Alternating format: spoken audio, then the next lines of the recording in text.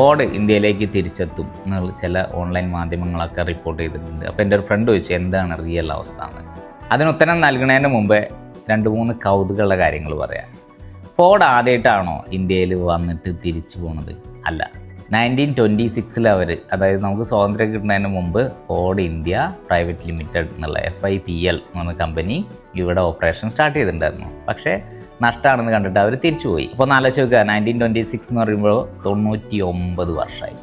അടുത്ത വർഷം 100ാം വാർഷികം ആഘോഷിക്കേണ്ട ഒരു കമ്പനിയാണ്. ഫോർഡ് വീണ്ടും 1995 തിരിച്ചെത്തുന്നത്. അവർ മഹീന്ദ്ര ആയിട്ട് ടൈപ്പ് ചെയ്തിട്ട് അവരുടെ ഓപ്പറേഷൻ സ്റ്റാർട്ട് ചെയ്തു.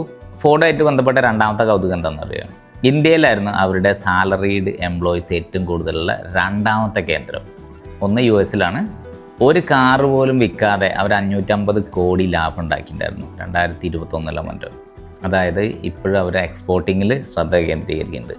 ചെന്നൈയിൽ എക്സ്പോർട്ടിങ് റീസ്റ്റാർട്ട് ചെയ്യുന്നതാണ് പറഞ്ഞത്. അത് US തമിഴ്നാട് മുഖ്യമന്ത്രി സ്റ്റാലിൻ പോയപ്പോൾ ഫോർഡിൻ്റെ പ്രതിനിധികളായിട്ട് ചർച്ച നടത്തി. അങ്ങനെയാണ് ചെന്നൈയിൽ ഈ എക്സ്പോർട്ടിങ്ങിൻ്റെ ഒരു സാധനം വീണ്ടും ആക്റ്റീവ് ആക്കാമെന്ന് അവർ തീരുമാനിക്കുന്നത്.